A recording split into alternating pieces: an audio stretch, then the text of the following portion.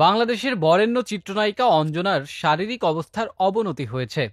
৩ শতাধিক সিনেমায় কাজ করা অভিনেত্রী অঞ্জনার শারীরিক অবস্থা বেশ সংকটাপন্ন। ১৫ দিন ধরে জ্বর ও রক্তে সংক্রমণে ভুগছেন তিনি। ক্রমাগত হচ্ছে তার শারীরিক অবস্থার অবনতি। চলুন জেনে আসি বিস্তারিত। ঢাকা শহর বাংলাদেশের বরেণ্য চিত্রনায়িকা অঞ্জনার শারীরিক অবস্থার অবনতি হয়েছে। সম্প্রতি এই খবরটি মিডিয়াতে বেশ উদ্বেগের সৃষ্টি করেছে। জনপ্রিয় চিত্রনায়িকা অঞ্জনা, যিনি তার অসাধারণ অভিনয় দক্ষতার জন্য পরিচিত, বর্তমানে শারীরিক অসুস্থতায় ভুগছেন।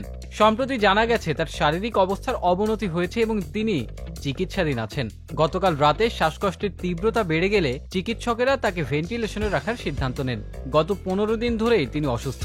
শুরুতে জ্বর ছিল এবং পুরো শরীর কাঁপছিল। ওষুধ খাওয়ার পরও জ্বর কমছিল না। পরে পরীক্ষায় রক্তের সংক্রমণ ধরা পড়ে। দ্রুত তাকে হাসপাতালে ভর্তি করা হয়। অঞ্জনার এই শারীরিক অবস্থার খবরটি শোনা মাত্রই তার ভক্ত এবং সহকর্মীরা উদ্বিগ্ন হয়ে পড়েছেন।